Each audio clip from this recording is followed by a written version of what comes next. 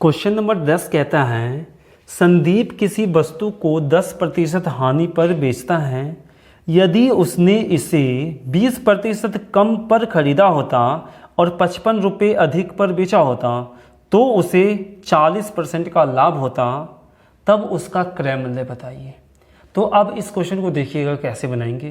तो बोलिएगा सर सबसे पहले तो कुछ न कुछ क्रय मूल्य होगा, तो हम मान लेते हैं सबसे पहले वो 100 रुपये में खरीदा था। कितने रुपये में खरीदा था वो? 100 रुपये में खरीदा था। 100 रुपये में खरीदा तो लाभ हुआ या हानि हुआ? हानि हुआ। कितने का हानि हुआ? 10% का। तो 100 का 10% का हानि का मतलब 10 रुपये का हानि।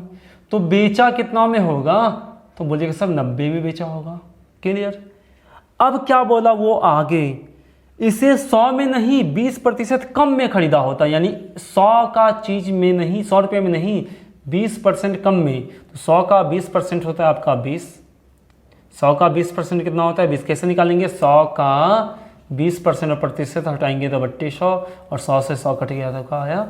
20। तो 20% इतना हुआ आपका 20। तो कितना में खरीदेगा? 20 कम यानी कि 80 में खरीदेगा। तो आपका नया SCP कितना होता? 80 रुपये। तब क्या होता आपका? बोला है क्वेश्चन में 40% का लाभ होता। 10% 8, 40% 8 चौक 32, तो 32 रुपये का लाभ होता। तो CP में प्रॉफिट को जोड़ देंगे तो SP आएगा, यानी SP डैश इसको मान लेते हैं। कितना आएगा? 80 और 32 कितना होगा आपका? 112। क्लियर। तो अब ध्यान से देखिएगा, पहले बेच रहा था 90 में, अब बेचेगा 112 में। तो कितना अधिक में बेचेगा? बोलेगा सर दोनों को क्या कर लेंगे? घटा लेंगे। अगर आप 112 में से 90 को घटाइएगा तो कितना आएगा? 22। कितना आएगा? 22। तो क्या 22 अधिक में बेचता क्या? लेकिन क्वेश्चन में बोला है 22 अधिक में नहीं बेचता। कितना अधिक में बेचता? 55 अधिक में बेचता। तो यानी कि 22 हमारे अनुसार, बट क्वेश्चन के अनुसार 55 रुपये अधिक में बेचता।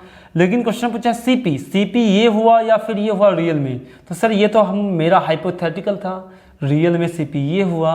यानी 22 का वैल्यू दिया है, मेरे को 100 का वैल्यू निकालना है। 55 को 22 से भाग कर दे तो 1 का वैल्यू, और 100 का निकालना है तो 100 से गुना कर देंगे।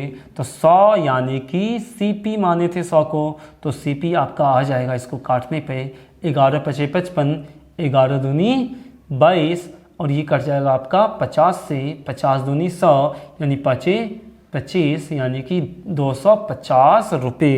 यानी इस क्वेश्चन का राइट आंसर हो जाएगा आपका ऑप्शन नंबर 3 यानी कि C 250।